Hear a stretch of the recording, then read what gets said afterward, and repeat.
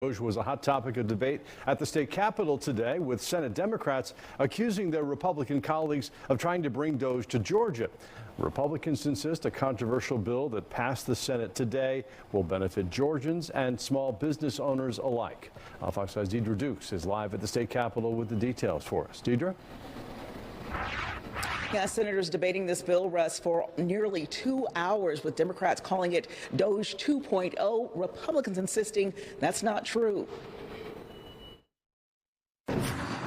On the passage of the bill, the yeas are 33 and nays are 22. The Republican-backed bill passed following lengthy debate, There's been some mischaracterization of this bill. with Democrats voting against the measure. Folks, this is a solution in search of a problem in Georgia, and I suggest to you that we vote this bill down. Most compared the red tape rollback bill to the Trump administration's DOGE program. The real question today is, are we going to allow cuts to the very programs that thousands of Georgians across our state rely upon in the name of rollbacks? Senate Democrats believe the bill would lead to aggressive cost cutting and mass job cuts like those now underway at the federal level. We're dragging some of the federal fights into our Senate chamber when this is not what the bill does. Cummings Senator Greg Dolezal is sponsoring the legislation.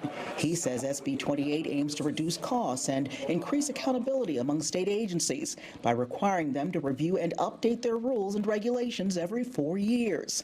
The measure would also require agencies to consider the economic impact of new regulations on small businesses.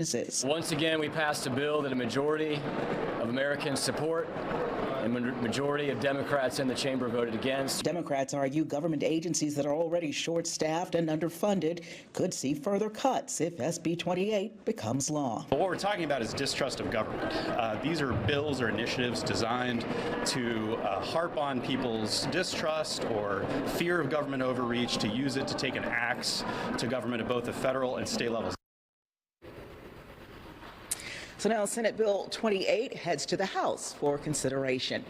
At the state capitol, Deidre Dukes, Fox 5 News. Deidre, thanks.